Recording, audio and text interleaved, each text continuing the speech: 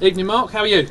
I'm fine, mate. Thanks. Yeah, really, really good. Good. I've been to every game this season. The support has been fantastic, especially the away games. When I've been with those supporters, they all seem to have lots of questions because they think I've got your ear. They go, "What about this? What about this?" So tonight we're doing something a bit different. We thought we'd invite the supporters to ask the questions. Yep. Yeah? Okay. Mate, okay. Yeah. First one. This one's from me. Okay. So. Jesus Christ. Yeah. Somehow we managed to lose a game 4-1 on Monday, where the opposition didn't trouble us for the first 60 minutes. We had 67% of the overall possession. We won more tackles, we won more headers, we had a better passing rate, and we had 36 shots. How do we convert that level of possession and shots into more goals and clean sheets? Well, I'm not sure about shots, but you do get a situation in football where it's really easy to look at the result and judge it by the game before or the game before that, you know. But really, football can only ever be judged on the actual match itself. And Boreham Wood were a team, for those that don't know, that were top of the National League in Jan, and only the 5th round of the FA Cup and their exploits, meant they finished just outside the playoffs, which is quite a standard thing, as we all know. But they are a serious team in this division and a brilliant management team. And the facts are, we had, I think, 67% possession across 90 minutes, which basically meant Bournemouth had the ball for 15 minutes. If you look at the stats, so obviously that doesn't achieve anything. And let's face it, if you was here, you know the situation. If we score a second goal, we getting wet there. If we score a second goal, it changed everything. Nathan Ashmore was brilliant at 1-0. But obviously we're learning, and Boreham Wood showed basically we have to be, and we were, for 60 minutes. We were seriously on it, won the midfield battle, had a really good pattern of play, tactically was great, wrapping balls into dangerous areas for our pace. So it was literally game plan perfection really for the first half. Wasn't far off it really second half, and I thought the first sniff they had was their goal, and then 3 minutes later they get a goal that's deflected off their own player, and in football games you're chasing it, aren't you? Well, yeah, but as importantly, when your players know you should really be winning the game by more, it can be quite deflating, and it happens at all levels. So then we threw people up front. It was a game that got away from us. We need to give the credit to Boreham Wood. It's really unfair not to, because what they'd done brilliantly was just stay in the game, and then when they sent a bit of blood, they really squashed us. But for the kill. Yeah, we was excellent for long periods, and we have to take that out of it. That's what we have to take that out of it. Cool. Right, first question from supporter, from David London, one of our more loyal supporters. Well done on the points so far, Mark. The home attendance figures could be quite variable this season, depending on opposition and date of the game, etc. Do you have any more ideas planned for special offers, such as the school ticket scheme last season, which worked well to bring in more new fans for the more difficult to sell fixtures? Yeah, definitely. I think this year, what we didn't do, and it wasn't really our fault, I think it's more so because we had no closed season whatsoever. We didn't sort of get the fixture list and then go, right, let's look at it. Where were those games? I think we're home to Yeovil on a Tuesday night. Where are there certain games that the opposition might be happy to move it to a Friday night? Which of the games were target for school initiatives? We will be doing that very shortly. We'll be doing that very shortly. And probably a bit more proactive next season. That's the bottom line, David. Right, from Phil Ellams. Do you think that as a team we're physically too small, especially up front, and that we're at risk of being dominated by stronger, more physical opponents? Cheers, Phil. Listen, not really. It's all about expectations, Like we need to be honest about it, right? We've come into the season, we've accepted that Dan Lincoln's availability won't be until around about now. We lost Barry Fuller innocuously to shattered toe, who was our captain, leader, and really good for us. Jimmy Muir was actually our best player pre-season, and he was already Matt Briggs's essentially replacement, if you like, to start the season, and then Jimmy would compete probably for the left. We lost, so Briggs is not back to November, Jimmy's not kicked the ball, Baz has not kicked the ball, Dan Lincoln's not held a ball,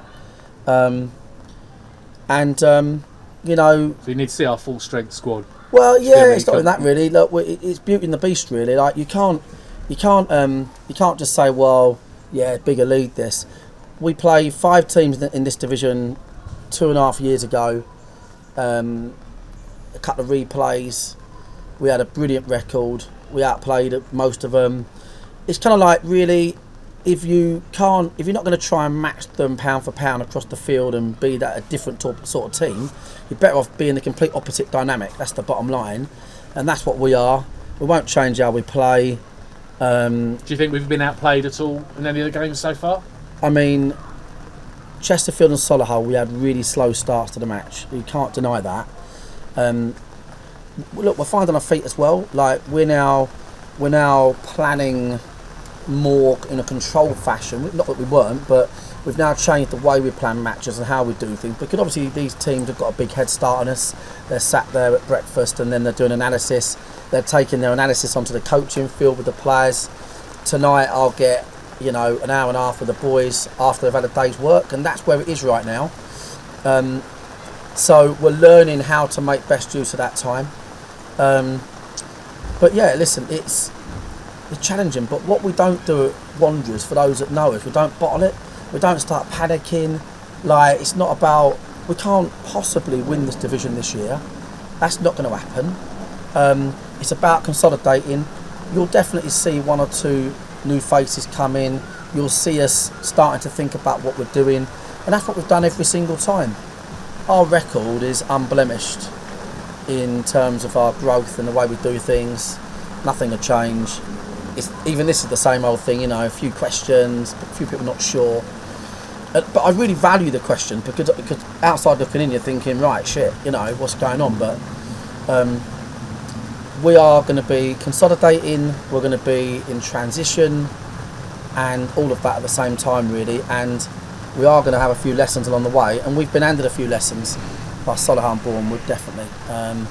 So now it's about just trying to do what we're good at and arrest it, really. Cool.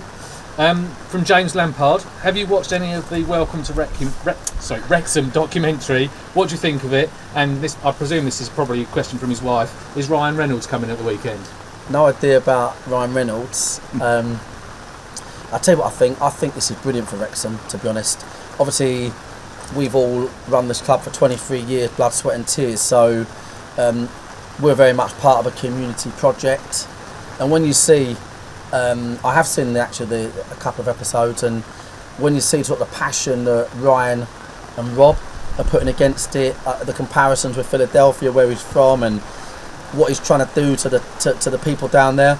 Like in football, it's like almost what makes it great is the highs and lows.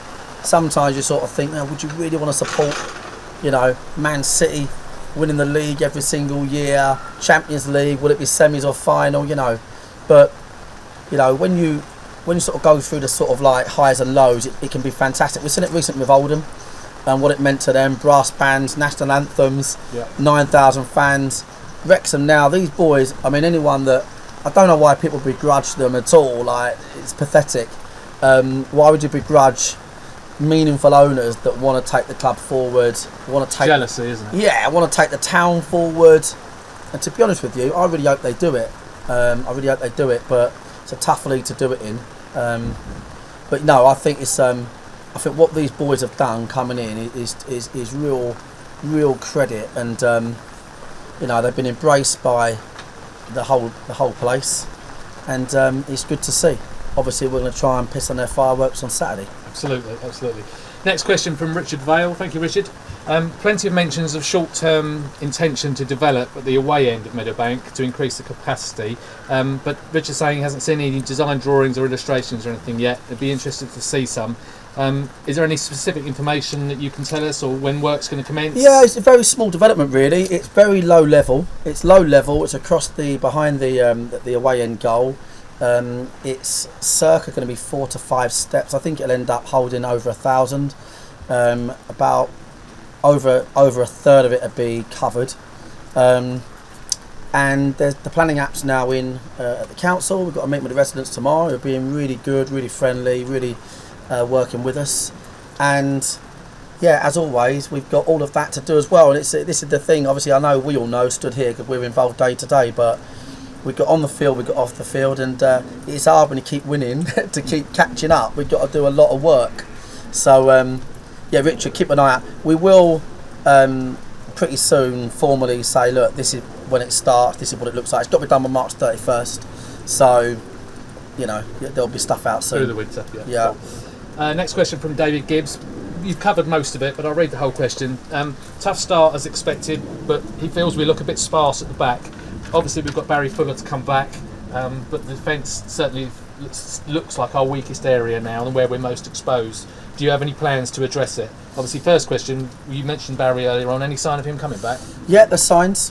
We'll see how he gets on tonight. Outside chance he could be back Saturday. Might not be worth risking him, but now we've got an issue with Phil Pott, who's got a bad back. Josh Taylor's likely to miss the game. So we're not having the best of luck. Jimmy Mewett, Nick Wheeler. You know, we're not having the best of luck at the moment. We need to be honest about that. Dan Lincoln, injured as well. Yeah, look, the records don't lie. We conceded lots of goals. That's happened before. When we've gone into these new divisions, it's happened before. It's just really the adjustment. I mean, yeah, listen, it's important. You're dead right. The individuals that play there have got to step up, no question.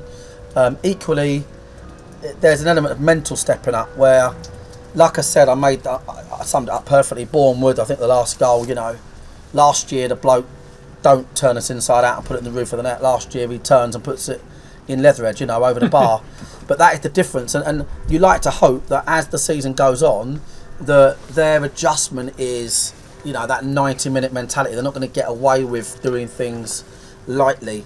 But I feel like we got unlucky Saturday, I must admit. And, you know, but yeah, listen, the record don't lie. We conceded goals, but listen, you know what I mean? Yep. That's the way we play. Okay. Couple of last ones. Last one from Ian Murray. From an on-field perspective, how has the standard of football stroke opposition compared to what you expected, and would the same be true for the management and coaching of the other clubs?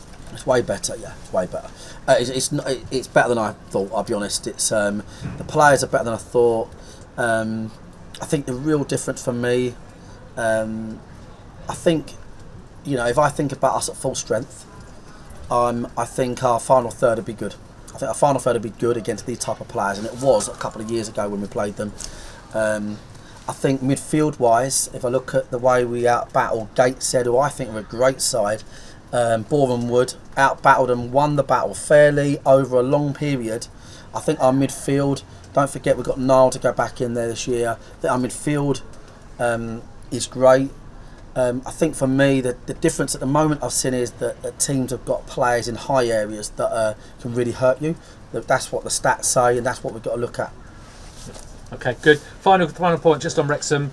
They've sold their 750 tickets. We gave them an extra 150 tickets this week. They've sold those as well, so they're now sold out. Brilliant, yeah. There's about 100 home fans left, if that. So if anybody is coming, get them online, because probably by Saturday they'll be gone and there won't be any sales at the turnstile. Yeah, I appreciate Wrexham coming up here. Like just in case they don't know, they probably won't.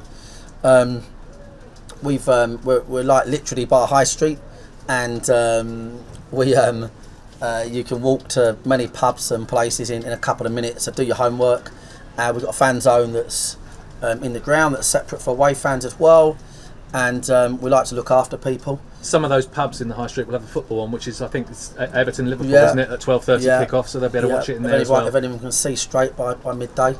Yeah, and obviously home fans, it's just been brilliant, and they're so loyal as well, the home fans. Listen, would anyone, I've said it before, you know, write us off at your peril. That's how it is. Nothing changes. We are dangerous and we deliver. Might be this week, might not, but you know, around the corner will be a good time, and that's how we are. Lovely. Thank you, Mark. Thanks Cheers, for your time. mate. See you Saturday. Cheers, mate. Cheers. Thank you.